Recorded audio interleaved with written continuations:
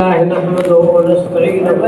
ونستغفره ونؤمن به ونتوكل عليه ونعوذ بالله من شرور انفسنا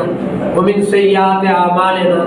من يهده الله فلا مضل له ومن يضلل فلا هادي له ونشهد ان لا اله الا الله ونشهد ان سيدنا ومولانا محمدا عبده ورسوله.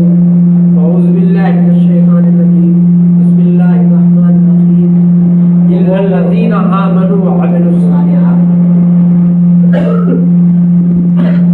حضرات علماء کرام، دینی بھائیوں اور عزیز بچوں، اللہ رب العزت کا بے انتہا احسان اور کرم ہوا کہ ہم اور آپ دین کی نسبت پر یہاں جمع ہوئے اور پھر سید زادہ کو دیکھنے کے لیے یہاں حاضر ہوئے. شیخ الاسلام مولانا حسین احمد مدنی نور اللہ برکتہ، فدائے ملت حضرت مولانا سید اسد مدنی نور اللہ برکتہ، اور جانشین فدائے ملت حضرت مولانا سید محمود اسد مدنی صدر جمعیت علماء ہند مدد اللہ علیہ کے صاحب زادے مولانا حسین احمد مدنی یہاں تشریف لائے ہیں. انشاءاللہ کی بات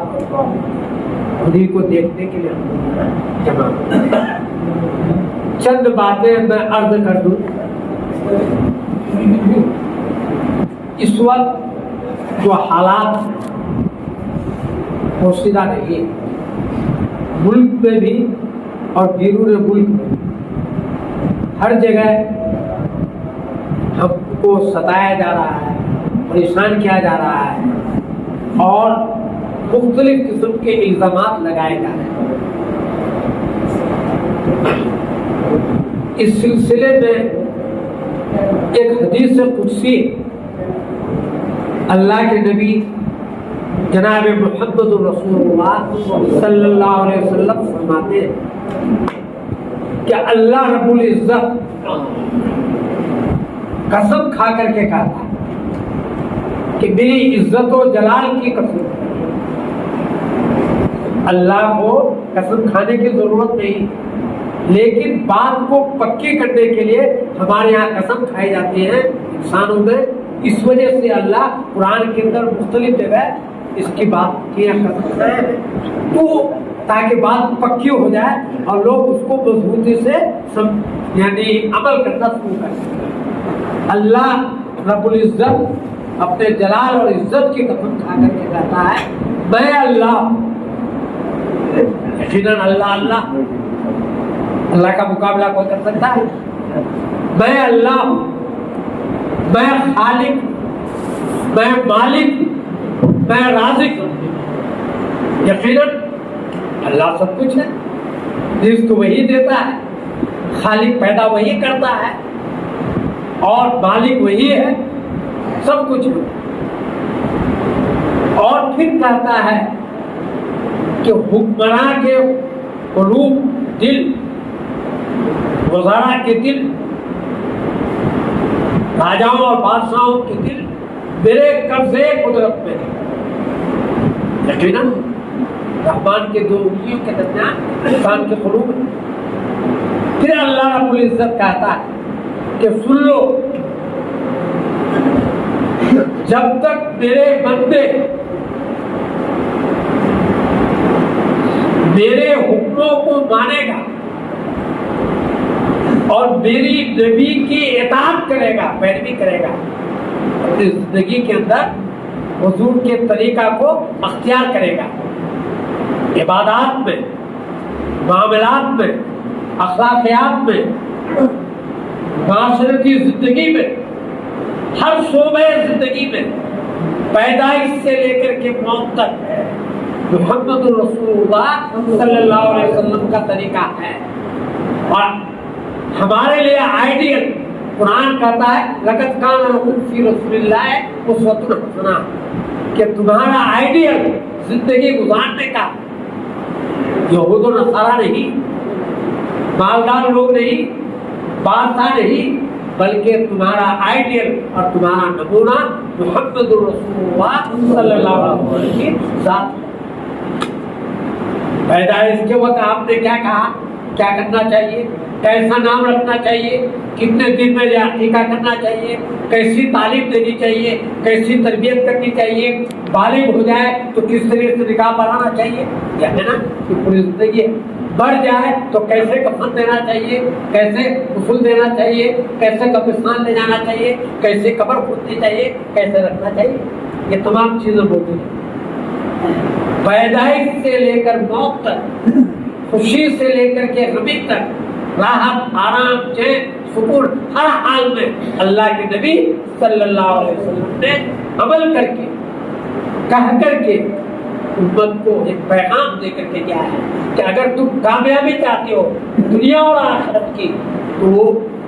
آقا مدنی جناب محمد رسول اللہ صلی اللہ علیہ وسلم کے طریقہ پر ہی ہوگا، اس کے علاوہ دوسرے طریقے پر نہیں ہوگا۔ تو اللہ رب العزت قسم کھا کر کے کہتا ہے کہ جب تک میرے بندے مسلمان میرے حکموں کو مانے گا، میں نے جس کو حلال کیا ہے اس کو حلال سمجھے گا، جس کو حرام کیا ہے اس کو حرام سمجھے گا، اس پر عمل نہیں کرے گا، ناجائز پر عمل نہیں کرے گا، جائز کو اپنائے گا، حلال کو کھائے گا، میرے حکموں کو مانے گا اور میرے نبی کے طریقے کے مطابق زندگی گزارے گا، تو ایسے وقت میں بادشاہوں کے قلوب کو، ان کے دلوں کو نرم کر دیتا ہوں، پھر وہ اپنے کیبنٹ میں، پارلیمنٹ میں، اسمبلی میں وہ بل پاس کرتا ہے، وہ قانون بناتا ہے، وہ تجویز پاس ہوتی ہے جو انسان کی فلاح اور بہبودی کے لیے، امن، شانتی، ہر مذہب کو اپنے مذہب پر آزادی، ہر مذہب والوں کو اپنے مذہب کے مطابق تعلیم دینے کی آزادی، یہ چیزیں ہوتی ہے۔ کسی پر کوئی ظلم، کسی پر کوئی زیادتی نہیں ہوتی، ایسا قانون بناتا ہے۔ ظاہر سی بات ہے جب یہ عدل والا قانون بنے گا، انصاف والا قانون بنے گا، ظلم کے خلاف قانون بنے گا، تو انسان سکون کے ساتھ رہے گا نا، چین کے ساتھ رہے گا۔ یہ کب شرط لگا دیا کہ مسلمان اللہ کے حکموں کو مانے اور نبی کے طریقے کے مطابق زندگی گزارے، یہ شرط ہے۔ اور پھر اللہ رب العزت قسم کھا کر کے کہتا ہے کہ جب میرے بندے یہ مسلمان، مخاطب تو مسلمان ہے اعمال کا، میرے حکموں کو توڑے گا، حلال حرام کی کوئی تمیز نہیں، سود کھائے گا، بدکاری کرے گا، زنا کرے گا اور خرافات، جوا کھیلے گا، لاٹری کھیلے گا، شراب پیے گا، رشوت لے گا، چوری کرے گا، ڈاکہ ڈالے گا، بہنوں کے حصہ کو غصب کر لے گا، بیٹیوں کو حصہ نہیں دے گا، بھائی بھائی کا دشمن بن جائے گا اور نبی کے طریقے کے خلاف عمل کرے گا، شادی میں رسم و رواج کا پابند ہوگا، سنت کو نکال دے گا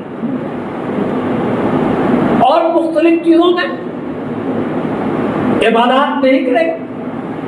نماز نہیں پڑھے گا، جھوٹ بولے گا، غیبت کرے گا، بہتان باندھے گا۔ جب یہ غلط کام میرے بندے کریں گے تو پھر ایسے وقت میں حکمران اور بادشاہوں کے قلوب کو سخت کر دوں گا،